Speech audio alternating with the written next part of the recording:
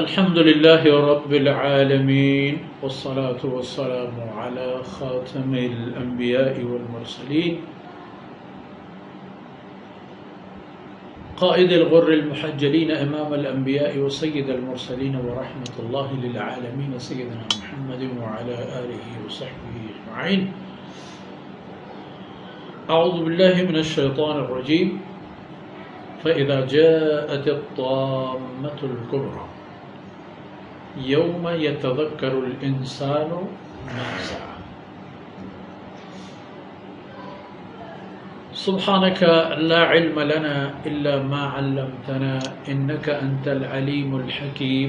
رب اشرح لي صدري ويسر لي أمري واحلل عقدة من لساني يفقه قولي واجعل لي وزيرا من أهلي رب زدني علما وارزقني فهما ثم أما بعد. گرامی قدر بھائیوں، بہنوں اور پیارے بچوں، متاعا لکم ولانعامکم، یہ سب کچھ کر دیا گیا. یہ سارے انتظامات، یہ سارے چہل پہل، یہ سارے بندوبست متاعا لکم ولانعامکم، آپ کی، تمہارے اور تمہارے ان حیوانات کے لیے ہیں جو عاقبت الامر آپ ہی کے ہیں، اور ان کے جو وجود ہے وہ بھی آپ کی ملکیت ہے، اور جو ان کی استعدادات ہیں وہ بھی آپ کے لیے استعمال ہوتی ہیں، ان کے نتائج بھی آپ کے لیے. لیکن کب تک؟ فَإِذَا جَاءَتِ الطَّامَّةُ الْكُبْرَى، یہاں تک یہ سلسلہ چلتا رہے گا جب تک بڑی آفت آ جائے. یہاں مقصد قیامت، اور قیامت کے آمد دو طرح کے، دو بار ہیں بلکہ. قیامت کا ایک بار آنا اور موجودات کا معدوم ہونا، ہستی کے مٹ کر نیستی کا غالب آنا،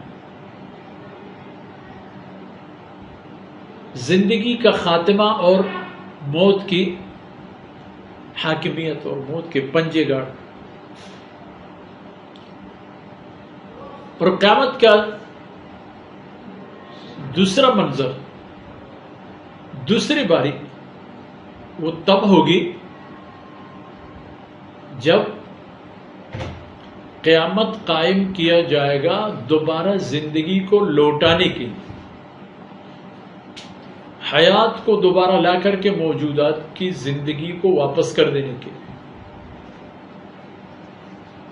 تو آپ نے دیکھا ابتدائی آیتوں میں سورۃ مبارکہ میں ترغیبات آ گئی، نشانیاں آ گئی، نشاندہیاں آ گئی، اور یہ بات بھی آ گئی کہ آپ لوگ قیامت سے متعلق غافل ہو، اختلافات کے شکار ہو، لیکن یہ تو آنے والے ہیں، اور یہ حالت ہوگی، اور ان لوگوں کی یہ حالت ہوگی جو صالحین ہیں، اور ان لوگوں کی یہ حالت ہوگی جو ایسے لوگ ہیں جنہوں نے زندگی میں، اس دنیا میں اللہ کی نافرمانی کی ہوگی. اب چلتے چلتے اور نشانیاں ثابت کر کے انسان کو یہ بتا دینا ہے کہ آپ یہاں عیش و عشرت جتنے بھی کر سکیں کریں، لیکن لمٹ ہے، یہاں ہر چیز محدود ہے. اور اس کی محدودیت تب ہوگی جب قیامت آ جائے اور پوری کائنات ہی تلپٹ ہو جائے، ایسی الٹ پلٹ آ جائے کہ کوئی چیز اپنی جگہ پر برقرار نہ رہے. تب انسان کو ہوش آ جائے گا. اور دوسرے مقام پر رب ذوالجلال کا ارشاد گرامی ہے، یومئذ یتذکر الانسان، اس دن انسان کو یاد آ جائے گا نہ کرنے کے کام اور باتیں، اور کرنے کے کام اور باتیں. لیکن فرمایا وَأَنَّىٰ لَهُ الذِّكْرَىٰ، یاد تو اسے آ جاتا ہے، لیکن فائدہ ہے کیا یاد آنے میں جب وہ کوئی تلافی نہیں کر سکتا. آپ رستے پر جا رہے تھے، کچھ دیر بعد پتہ چلا کہ آپ غلط سمت پر جا رہے ہیں، آپ کو جس رستے پر جانا تھا آپ بھول گئے ہیں، یا عدم واقفیت کے سبب آپ اسے چھوڑ کے کسی اور راستے پر جا رہے ہیں. آپ کو جب واپسی کا موقع ملتا ہے، چانس ملتا ہے، اس کو کہ آپ نے کوئی خسارہ نہیں کیا ہے. لیکن فقط ضل ضلالا بعیدا والی اگر دوری ہو کہ آدمی دور جا کر گم ہو جائے، پھر اسے یاد بھی آ جاتا ہے لیکن وہ انّا لہ ذکریٰ، کیا فائدہ اس یاد آنے کا کہ جس میں انسان اپنے نقصانوں کا ازالہ اور تلافی نہ کر سکے. فَإِذَا جَاءَتِ الطَّامَّةُ الْكُبْرَىٰ، جب سب سے بڑی مصیبت آ جائے. مصیبت، سب سے بڑی مصیبت قیامت ہے، اور وہ بھی قیامت کے یہ عالم کہ انسان کو زندگی دے کر اس کو اس کی کارکردگی کے سپرد کی جائے. سمجھنے کی بات ہے. انسان کو زندہ کر کے اس کو اس کی یوں سمجھ لیجئے کہ کیفر کردار تک پہنچا جائے. یہ بھی تو کیفر کردار ہے. نعمتیں ہیں تو نعمتیں بھی مفت میں نہیں. اللہ رب العزت کی رضا پر چلنا اور اللہ کی مرضی کی تابعداری کے سبب نعمتیں ملتے ہیں.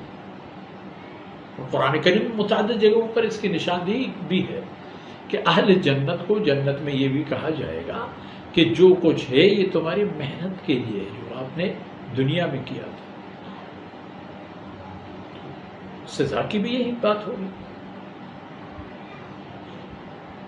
جنہوں نے اللہ رب العزت کی عطا فرمودہ صلاحیتوں اور اختیارات اور وسائل کو غلط استعمال کیا ہوگا تو ظاہر ہے وہاں ان کی پکڑ ہوگی. اب اسے یاد آ جائے گا، میں نے اتنے حرام کھائے، میں نے اتنے خراب کام کیے، میں نے اتنے لوگ مروا دیے، میں نے اتنے ڈکیتیاں کرا دی، اتنی چوریاں کرا دی، اتنی غیبتیں کی، اتنی چغل خوریاں کی، میں تو تباہ ہوں. مزے کی بات یہ ہے کہ یہاں اللہ اور اس کے رسول نے کوئی بھی ایسا کام یا ایسی بات ڈکی چپی نہیں رہنے دی کہ جو آخرت سے متعلق اہم ہو اور ہمیں اس کا پتہ نہ چلے. کوئی بات ایسی نہیں چھوڑی. سب حقائق ظاہر فرما دیے. تو حقائق ظاہر کرنے کے بعد بھی اگر انسان یہی سمجھتا ہے کہ وہ جو کچھ کر رہا ہے صحیح کر رہا ہے، اب یہ دیکھنا ہے کہ یہ انسان کس کو دھوکہ دے رہا ہے، اپنے آپ کو، اپنے مستقبل کو، یا نعوذ باللہ اللہ رب العزت کے ساتھ. تو اس لیے میرے عزیز بھائی ہمیں ہوش میں آنا چاہیے کہ یہ سارے انتظامات ہو گئے اور یہ سب ختم ہو جائیں گے جس دن قیامت آ جائے. اور پھر سب سے بڑی تباہی یہ کہ دوبارہ زندگی لوٹا دی جائے اور انسانوں کو زندہ کرنے اور دیگر مخلوقات کو زندہ کرنے کے لیے دوبارہ قیامت قائم کی جائے. پھر وہ بڑا جانکاہ اور تباہ کن مرحلہ ہوگا. وہی لمحہ ہوگا کہ کل نفس بما کسبت رہی. ہر انسان اپنے کردار اور اعمال کے گرو اور رہن میں ہوگا، کہیں اور نہیں. نیک اپنی نیکیوں کے حساب میں اور بد اپنی بدیوں اور برائیوں کے حساب میں. تو آج کی ہماری نشست ان باتوں پر تکمیل پذیر ہوتی ہے. اللہ رب العزت کی مہربانی سے یہی دعا اور عرض ہے کہ اللہ رب العزت ان لمحات کو ہمارے آخرت کی تعمیر میں ہمارے سرمایہ بنا دے اور ہم سے راضی ہو جائے اور ہم سے اپنے دین اور اپنے بندوں کی رضا کے اللہ رب العزت کام لے لے. وصلی اللہ علی نبینا محمد وعلی آلہ وصحبہ اجمعین.